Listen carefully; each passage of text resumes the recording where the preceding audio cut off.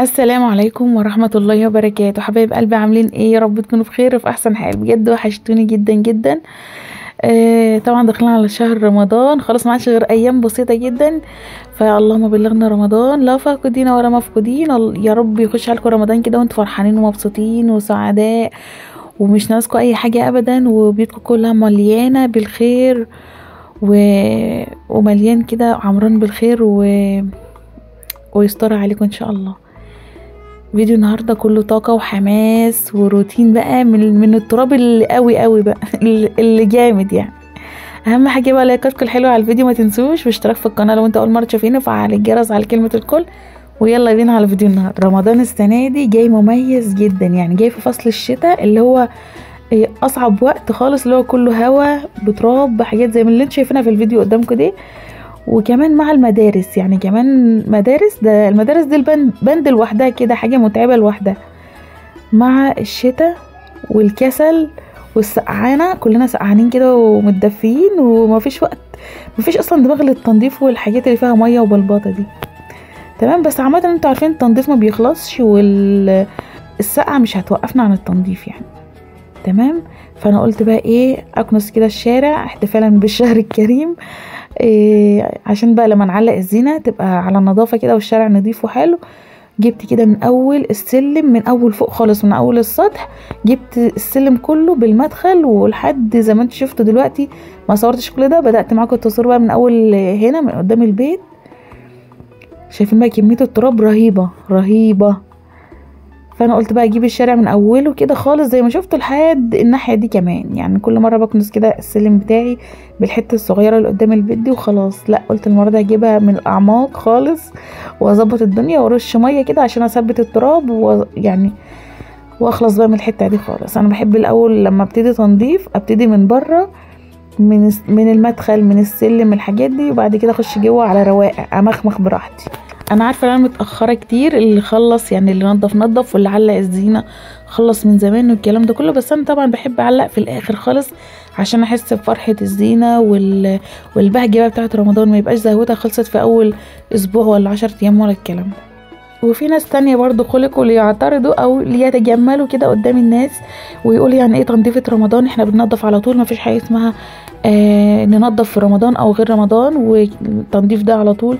برضو عارفة كل الكلام ده هي مجرد كلمة بنقولها وخلاص، مش معنى كده اللي احنا ما بننظفش او مش بنعمل حاجة في البيت، لا، احنا بننظف على طول. لو سجادة اتوسخت بنقوم نغسلها، لو في عز الشتاء، انا بتكلم عن نفسي، حتى لو في عز الشتاء والسجاده اتوسخت ما انا بغسلها عادي. في ستاره متوسخه بغسلها، مش شرط مناسبه تيجي عشان خاطر اعمل الكلام ده.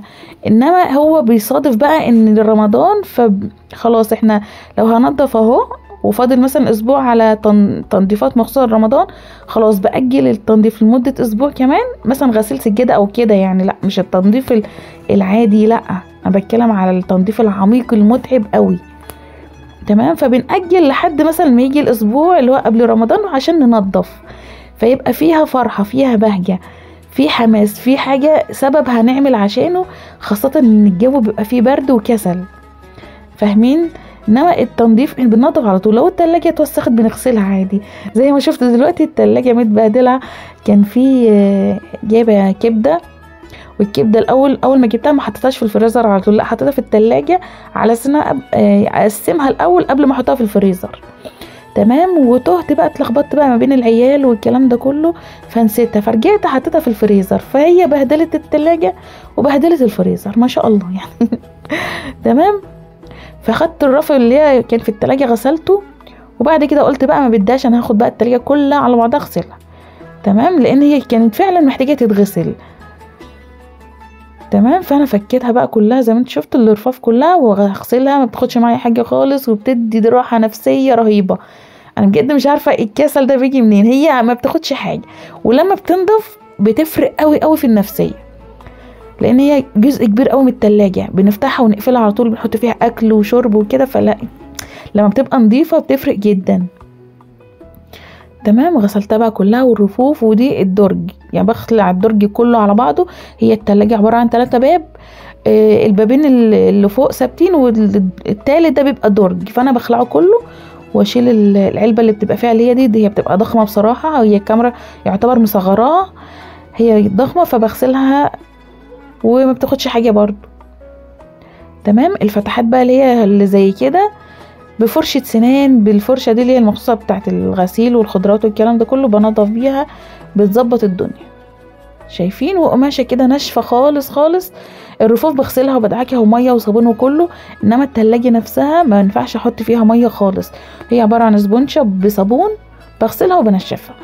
كنت بعمل كده زمان نفس اللي انا بعمله دلوقتي. جه في مرة الفضول خدني ان انا اعملها بمية، ارمي فيها مية كده واعمل فيها صابون وارمي فيها المية كده، وتبقى يعني المية نازلة فيها كده، تريح الاعصاب بصراحة. هي ريحت الاعصاب، بس بعد كده بعديها على طول باظت، وجبنا حد لأول مرة يشحنها غاز لأول مرة. فبصراحة ندمت جدا ورجعت عملت نفس اللي انا كنت بعمله الأول، وكانت حركة مش حلوة خالص انك تغسليها وترمي فيها المية بحيث انت تنضفيها بالمية كده تكب فيها مية كتير، لا ده غلط. تمام. فانا بقيت ارجع تاني زي ما انا كنت بعمل من الاول. هركب بقى كل الرفوف اهي على النظافة بقى، وبعد ما نشفتها كويس بمكان التصفية بتاعتها بقى فيها نقط مية، برجع انشفها كده وانا واقفة وبس. واحط بقى المفارش بتاعت رمضان اللي انا جبتها، وادي كده الروح رمضان في المكان. وده اول جزء في المطبخ اللي هو التلاجة. تمام. لسه بقى بقية المطبخ هاخده كده حتة حتة وانجز فيه برضو، لان خلاص يعتبر ما عادش فيه وقت، وكده الحماس بيجيلي اكتر لما يكون خلاص ما عادش فيه وقت، انا بتحرك اسرع. شايفين؟ في حاجات لو انا عملتها من بدري وعلى ما ارجع يعني واعمل ويوم تاني اعمل حاجه اللي بعدها واللي بعدها وهكذا، والموضوع يطول معايا، برجع الاقي اول حاجه عملتها دي ترجع تاني تتبهدل ولكني عملت حاجه، فيقوم يجي لي احباط رهيب، ما اقدرش اكمل بقى بقيه الشقه كلها مثلا، لا بيجي لي احباط.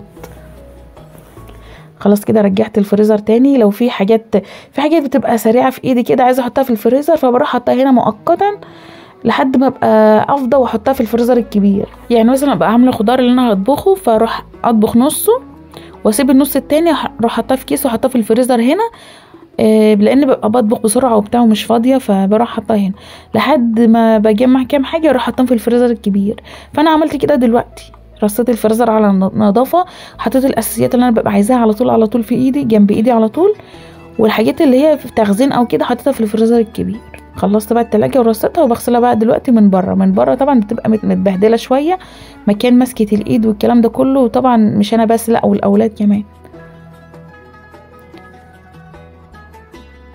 طبعا مش هنكتفي بالتلاجة بس من جوه ومن بره، لا ومن تحتها كمان مكان السيراميك، ومن السقف بتاعها مسحتها من فوق وكل الكلام ده. يعني بصوا ما سبتش حته فيها الا ما نضفتها وخليتها بتلمع ومية مية، خليت كل حته فيها بتدعيلي بصراحه. طبعا مش كل يوم او مش كل اسبوع او مش كل شهر بنشد التلاجة، يعني بصراحه انا مش بشدها على طول، هي تقيله ومزنوقه كده في حته زي ما انتوا شايفين مزنوقه،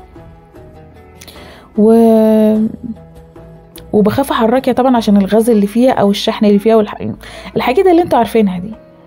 فانا قلت بقى المره دي هشيلها احركها واغسل مكانها وارجعها مكانها، ومش هشغلها الا بعد 3-4 ساعات كده لحد ما تهدى خالص. شويه ميه وصابون ورغاوي يريحوا كده الاعصاب وينضفوا. شفتوا الفرق؟ مع ان اول ما حطيت المقشه فيها ومشيتها فيها نطفت في ثانيه.